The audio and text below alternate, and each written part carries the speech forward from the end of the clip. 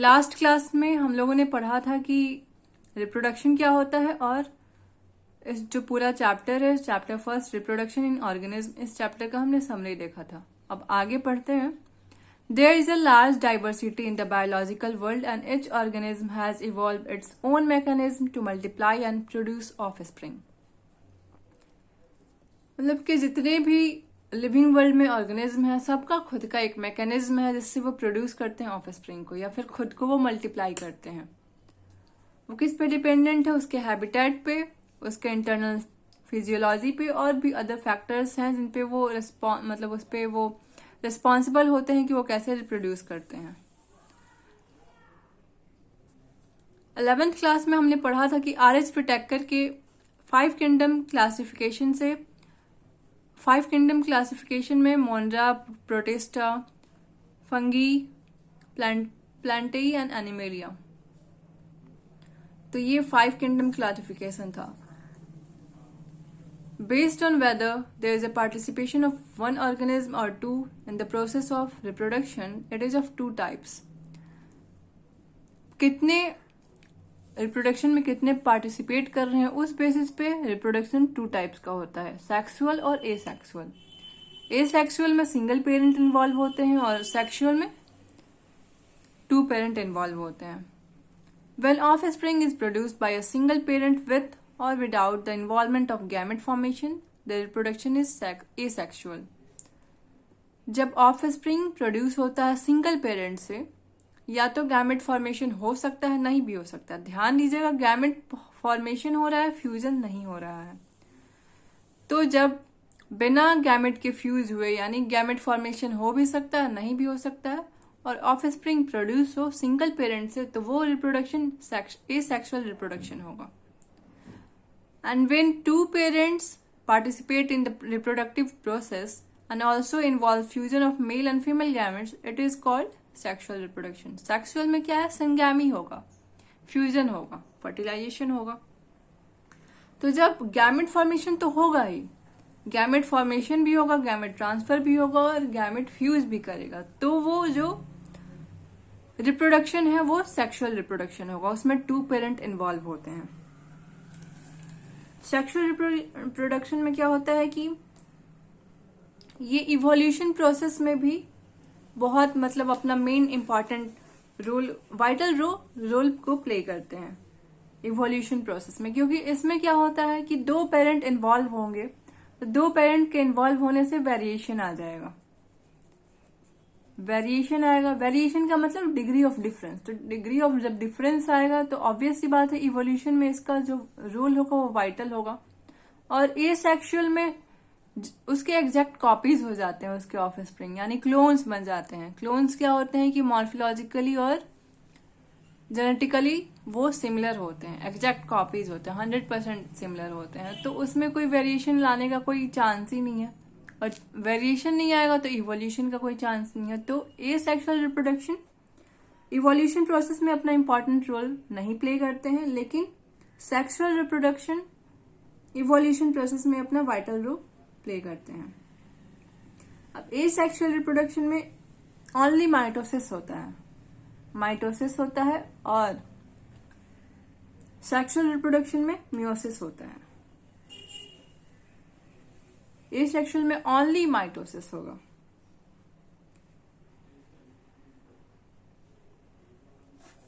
आगे बढ़ते हैं एसेक्सुअल रिप्रोडक्शन।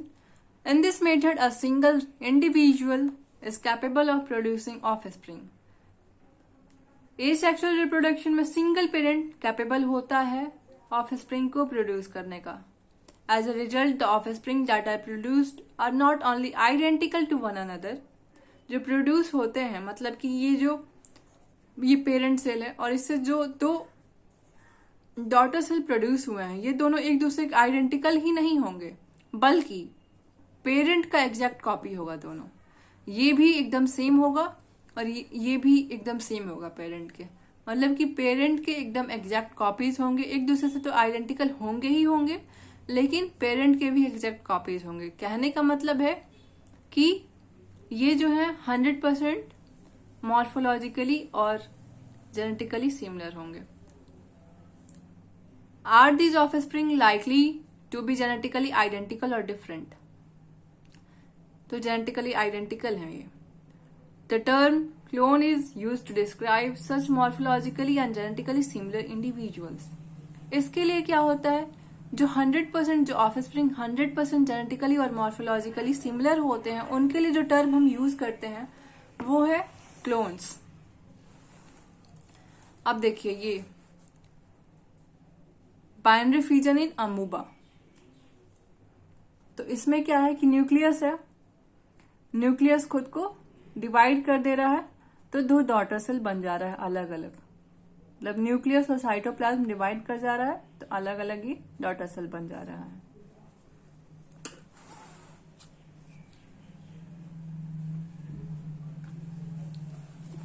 इसमें ये देखिए ये है बडिंग इन एस्ट, इसमें जो पेरेंट सेल होता है ये न्यूक्लियस है, ये साइटोप्लाज्म है।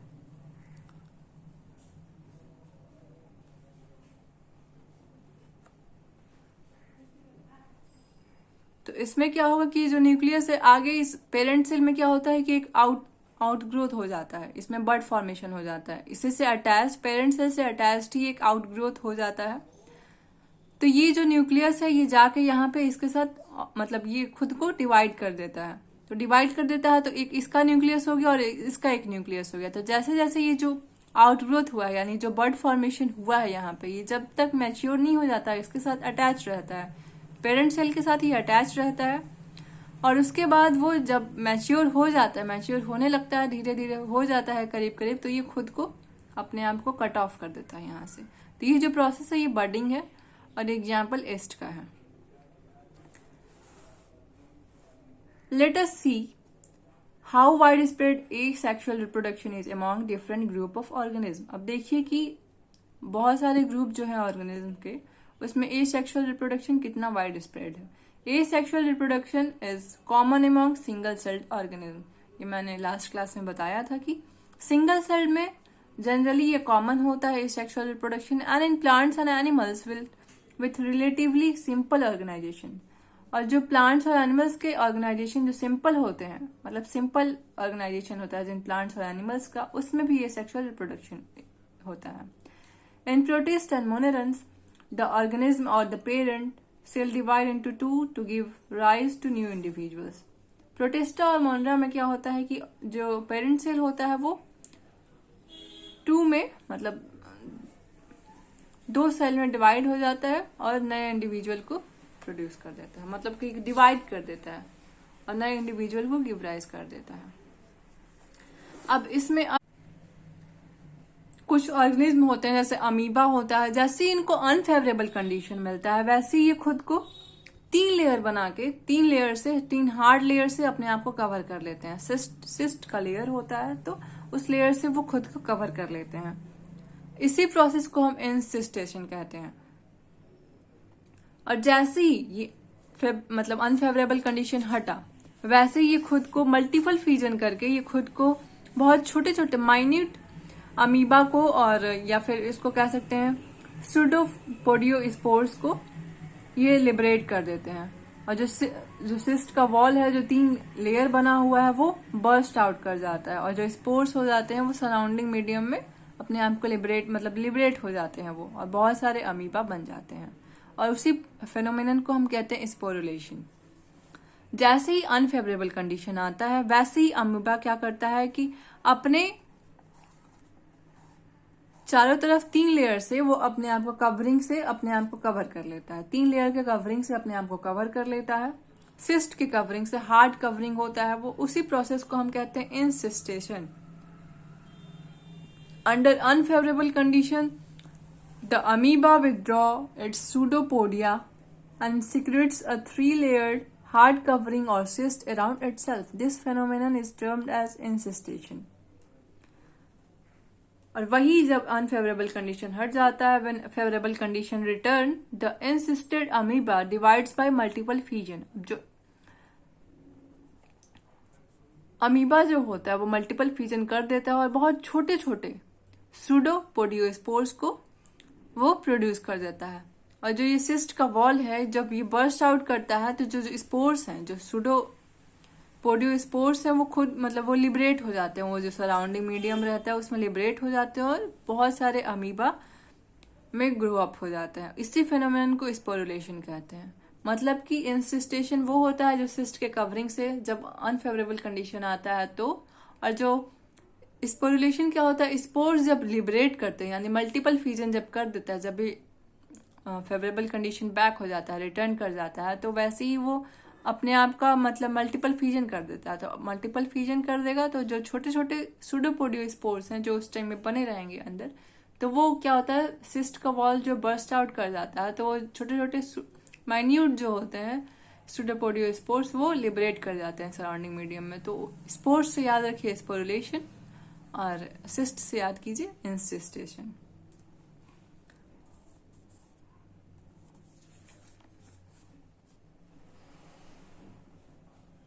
अब ये देखिए, ये एग्जाम्पल है,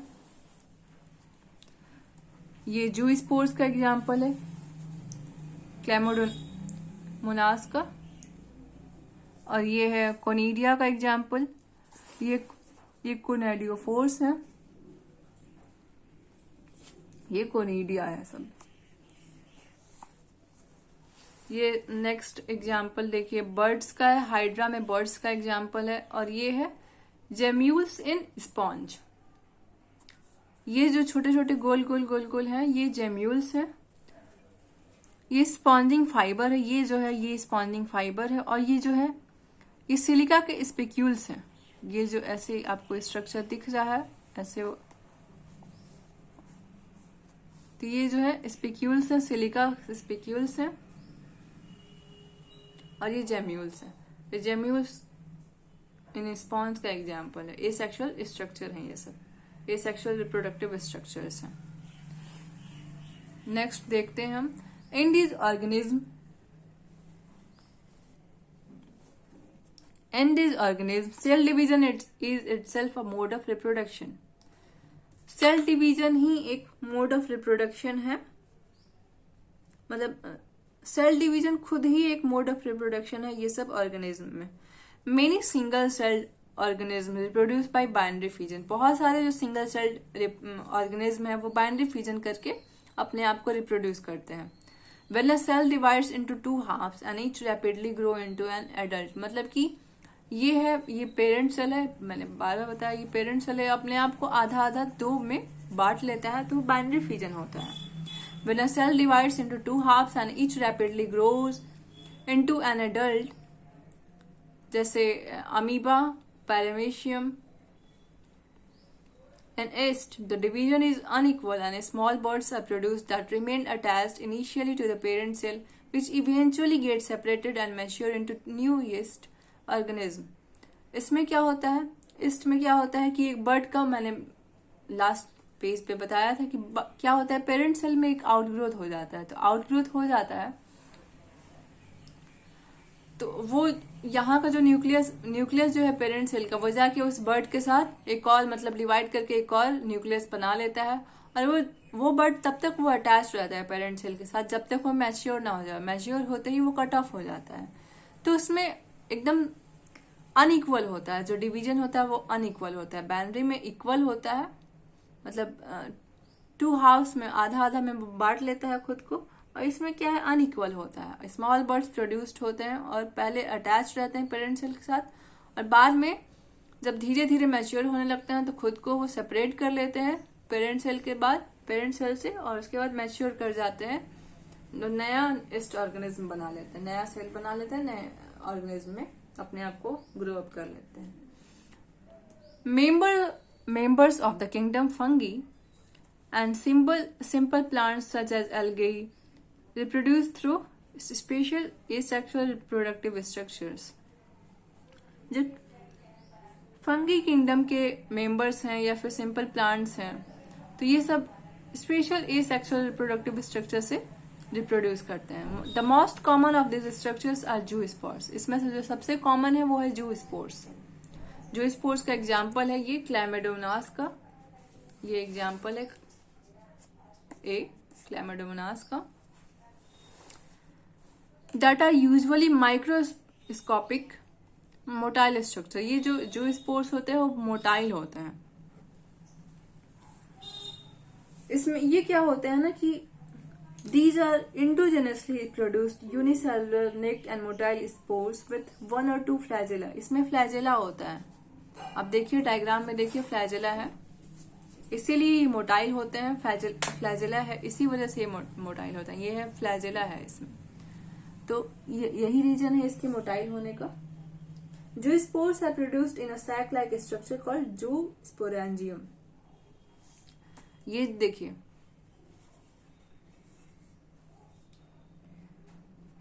इसमें बहुत सारे छोटे छोटे मतलब बहुत सारे जो स्पोर्स प्रोड्यूस होते हैं, और बाद में जब ये सैक जो होता है जो स्पोरेंजियम जो होता है ये जब बर्स्ट करता है तो उसके बाद ये बाहर जाके मतलब मोटाइल स्ट्रक्चर होते हैं तो ये बाहर निकल जाते हैं, बाहर लिबरेट कर जाते हैं। These are endogenously produced unicellular naked and motile spores with one or two